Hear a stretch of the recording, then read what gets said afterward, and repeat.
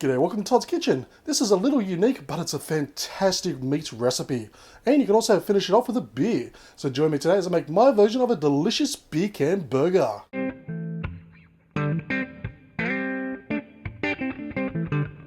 Now, first of all, we want to soften some of the ingredients that we're going to place inside of our beer can burgers. So I have a fry pan on the stove on a medium heat, so just give it a quick grease. And these ingredients are up to you, so feel free to experiment, but I'm going to start with one chopped up onion, one chopped up bell pepper or capsicum, followed by a few chopped up mushrooms. Now we don't want to soften these too much, just say 2 to 3 minutes, just till they start to soften up because they will be baking when we put them on the grill. So we just want to soften them up just a little bit. It'll just make it all that much better. Okay, so as you can see, I've now softened up our ingredients. So we don't want to soften them up too much, so we're just going to take them straight off the heat and get started on assembling our beer can burgers.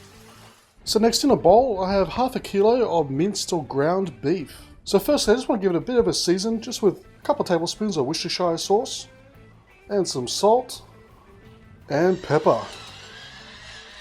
And just get your hands in there, just give it a good mix until it's all nicely combined.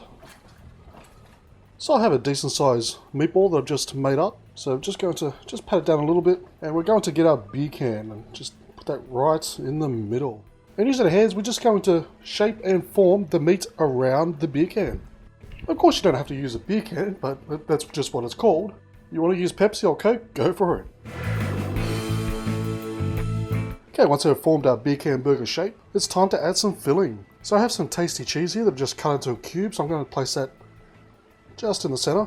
Then our softened mixture, we're going to place that on top and around. Then I'm going to give it an additional sprinkle with some cheese on top, any cheese will do. And lastly, I'm just going to wrap around a couple of slices of bacon.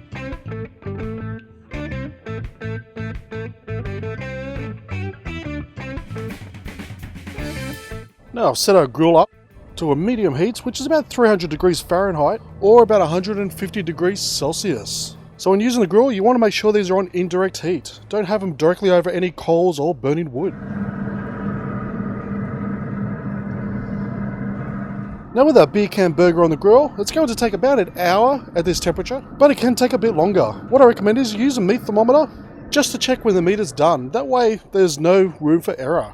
So you're going to want it at about 170 degrees Fahrenheit, or anything above 77 degrees Celsius. Once it gets to that temperature, it's done. Now I've just taken our beer can burger off the grill, and doesn't that look absolutely delicious? It's cooked all the way through, and putting it on a bun is optional, but it is a burger of course, so it's best on a bun, but honestly it makes no difference. Now just cut it in half and look how the cheese in the middle has melted. It's going to be so delicious, so gooey, so cheesy, so bacony, and with all that put together, you know for certain it's going to taste simply delish. And the stuffing that I use for this beer can burger is completely optional. You can choose whatever you like, so feel free to experiment with different flavors and ingredients. So thank you for watching this episode of Todd's Kitchen. Please check the links down below to my Facebook, Twitter, Instagram and Home Handy Hints channel. And please do me a massive favour by giving this video a thumbs up, leave a comment and subscribe, and I'll see you next time for another delicious recipe.